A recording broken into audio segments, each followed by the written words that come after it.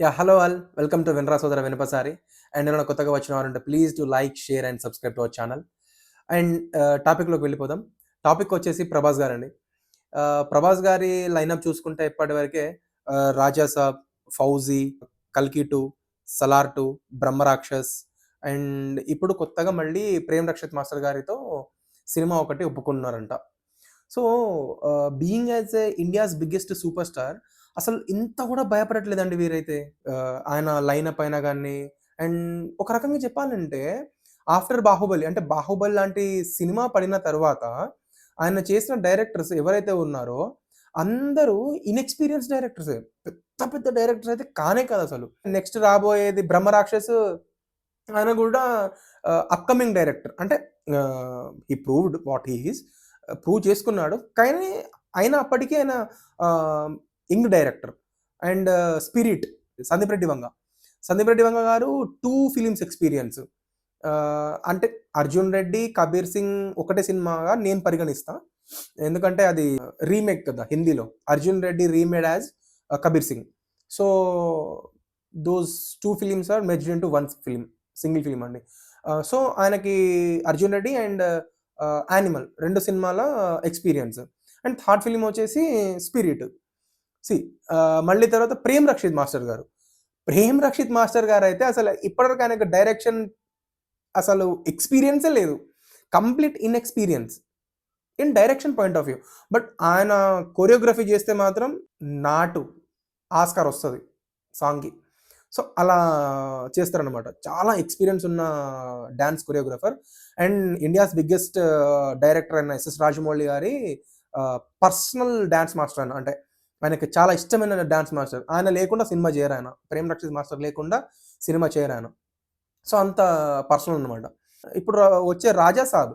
'రాజా సాబ్' కూడా ఆయన ఎక్స్‌పీరియన్స్ ఉన్నా గాని ఫ్లాప్‌లో ఉన్న డైరెక్టర్. లిటరల్‌గా ఒకానొక స్టేజ్‌లో ఆయన సినిమాలు మానేసి ఇంక ఇంటికెళ్ళిపోదాము అని జెప్పేసి ఫిక్స్ అయిపోయారంట. ఆయన ఒక ఇంటర్వ్యూలో కూడా చెప్పారు.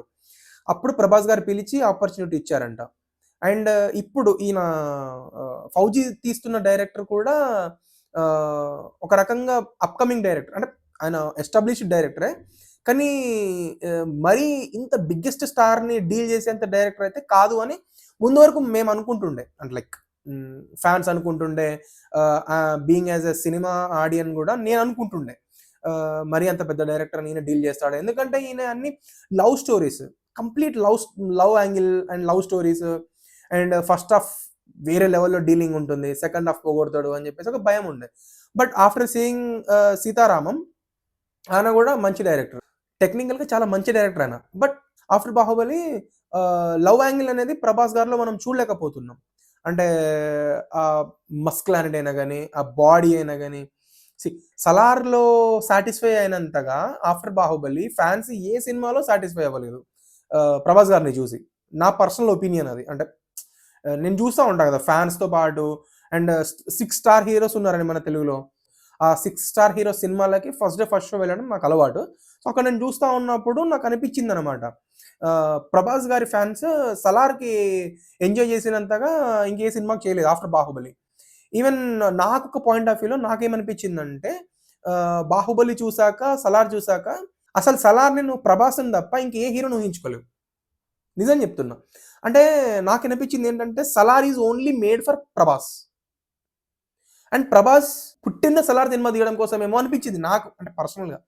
అందరి గురించి నాకు తెలీదు. సో, నా గురించి నేను చెప్తున్నా. సో, అలాంటి మస్కులానిటీ అండ్ అలాంటి బాడీ ఉన్న హీరో 'ప్రభాస్' గారికి ఆహ్, 'హను రాఘవపూడి' గారంటే నాకు కొంచెం బెంబేలెత్తిపోయాను.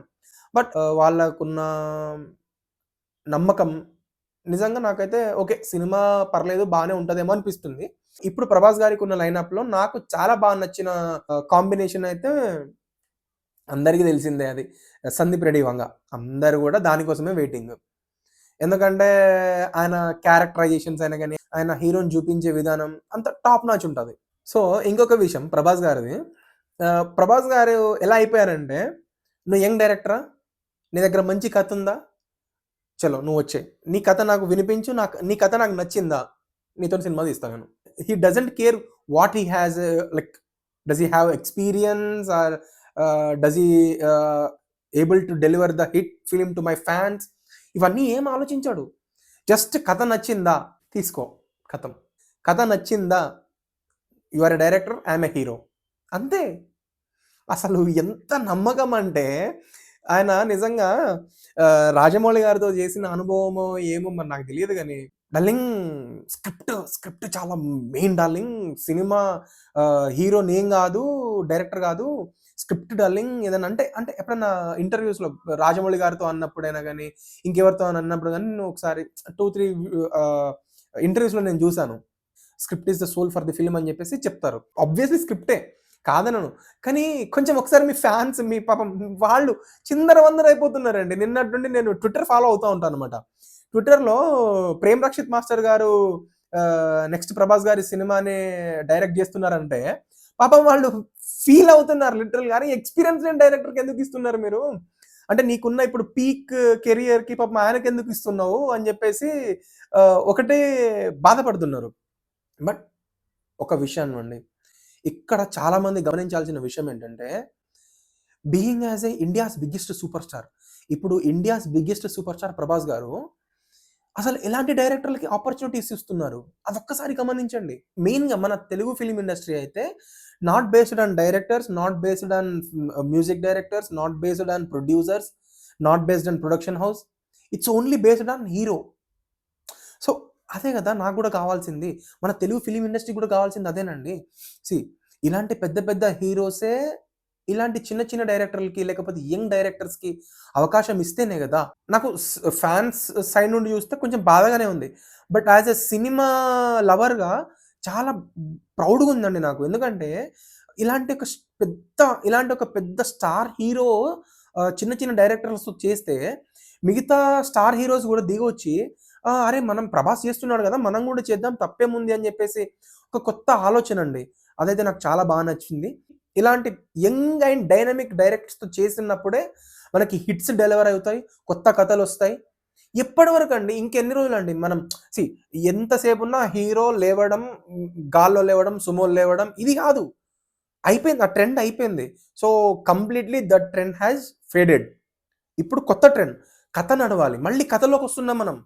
మీకు ఒకటి మీరు గమనించండి, మళ్ళీ కథతో వస్తున్నారు డైరెక్టర్లు, కథలు వస్తున్నాయి, కొత్త కొత్త పాయింట్స్ వస్తున్నాయి, ఎలివేషన్స్ వస్తున్నాయి, అండ్ బ్యాక్గ్రౌండ్ స్కోర్.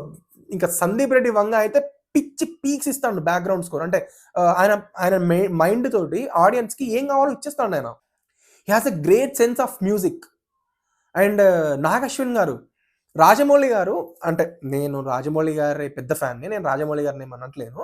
రాజమౌళి గారు బాహుబలి అని చెప్పేసి ఒక మినిమం ఒక 4 to 5 years తీసుకున్నారు కదా. బట్ అదే నాగశ్విన్ గారు కల్కి, బాహుబలి ఎంతనో కల్కి సినిమా కూడా అంతే. టెక్నికల్ వైజ్గా, విఎఫ్ఎక్స్ వైజ్గా బాహుబలి సినిమా ఎంతనో కల్కి సినిమా కూడా అంతే, టెక్నికల్ వైజ్గా అండ్ బడ్జెట్ వైజ్గా. అండ్ ఇంకా బడ్జెట్ ఎక్కువ బాహుబలి కంటే, అండ్ స్కేల్ వైజ్గా అన్నిటికంటే ఏ కోణంలో చూసుకున్నా కల్కి is bigger than Baahubali. So అలాంటి సినిమాని నాగి గారు విత్ ఇన్ పీరియడ్ ఆఫ్ 3 yearsలో తీసేశారు. కొత్త కొత్త డైరెక్టర్స్, ఇలాంటి కొత్త కొత్త థాట్స్. రాజమౌళి గారు ఎప్పటి నుండో చెప్తున్నారు నా లైఫ్ అంబిషన్ మహాభారతం తీయాలని. నాగి మామ తీసి పడేసిండు ఆల్రెడీ. నాగి మామ ఆల్రెడీ తీసేశాడు. సో ఇదంతా ఆలోచన చేయండి. మహా అంటే ఇప్పుడు రాజమౌళి గారు ఇంకెన్ని సినిమాలు తీస్తారండి? మహా అంటే 2 to 3 years, హార్డ్లీ 3 ఫిలిమ్స్ తీస్తారేమో హార్డ్గా, మరీ హార్డ్గా. నేనైతే 1 or 2 అనుకుంటున్నా. పాపం ఆయనకు కూడా పాపం ఎంతని బుర్ర పని చేస్తుంది. ఆయన 11 సినిమాలు 12 సినిమాలు బ్లాక్ బస్టర్లు. ఆయన కెరియర్ చూసుకుంటే ఏ డైరెక్టర్కి లేని ట్రాక్ రికార్డు. పాపం ఆయన బుర్ర కూడా కొంచెం పదను తగ్గిపోతూ ఉంటుంది కదా. సో అలాంటి వాళ్ళని మనం రిప్లేస్ చేయాలంటే ఇలాంటి డైరెక్టర్స్ రావాలి. ఇలాంటి డైరెక్టర్స్ రావాలంటే మన పెద్ద హీరోలే ఛాన్సెస్ ఇవ్వాలి, వాళ్ళు ప్రూవ్ చేసుకోవాలి. అండ్ ఇదంతా విన్నాక మీకేమనిపించిందో కింద కామెంట్లో రాసేయండి. అండ్ అందరూ బాగుండాలి, అందులో సినిమా ఉండాలి. And please to like, share and subscribe. జై హింద్.